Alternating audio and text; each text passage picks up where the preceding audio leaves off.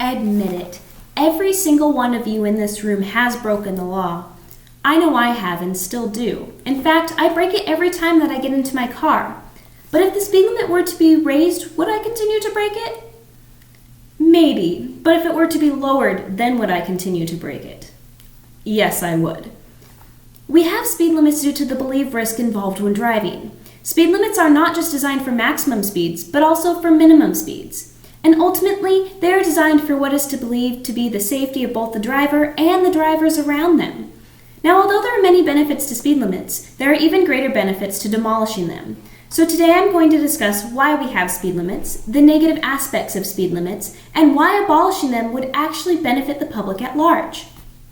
So first off, why do we even have speed limits? Now, nobody can deny the fact that going fast in cars is actually quite fun, but the safety of both the driver and those around them play key factors that have a hefty role in why we have speed limits. They are also there, says speedlimit.org, to provide information to drivers about the type of road environment, the hazard frequency, and the appropriate maximum speeds and clear conditions for that particular road.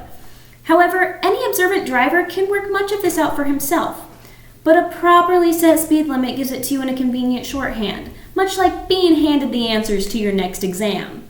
So a speed limit sign, unless you don't have a valid driver's license, is telling you information that you already know. Even with the speed posted, there is no guarantee that that limit will have any effect on the driver's driving behaviors. Simply put, a speed limit sign should not dictate speed. It should reflect how drivers are actually behaving on the roads, something that it currently does not do.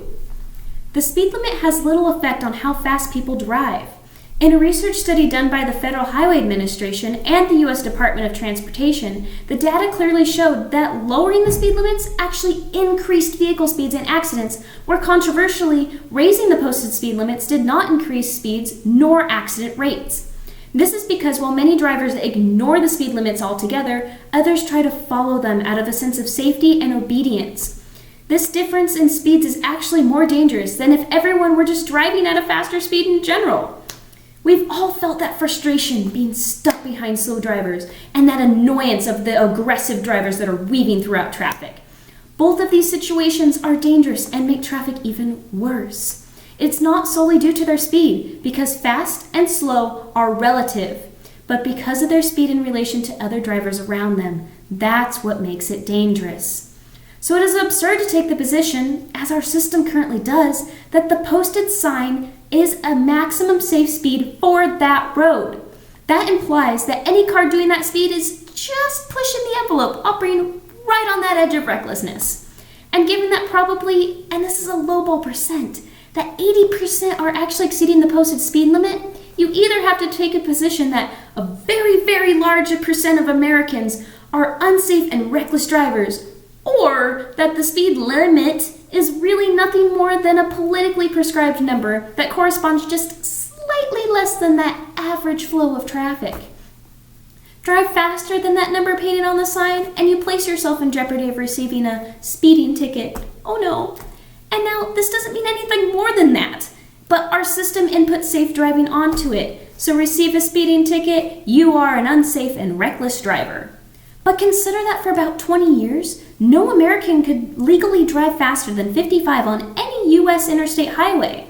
On those very same highways that used to be previously about 70-75 miles per hour, that was common prior to 1974, it was now illegal to drive 70 and 75. But Congress imposed the 55 speed limit, just magically then repealed it in 1994. Did these roads suddenly become more safe to once again drive at 70 and 75? Of course not. But as Milton said in his article in the Heritage Foundation, that no refunds were being given for the millions of speeding tickets given, nor were the insurance companies issuing apologies for surging all those speeding drivers on basis of their speeding and hence their supposed unsafe driving. But safety decreases significantly as drivers deviate from the prevailing speed posted. Higher speeds, which increase more drastically than slower speeds, are when prevailing speeds and the speed limits are actually working to make the roadways safer, and they should not dictate speed.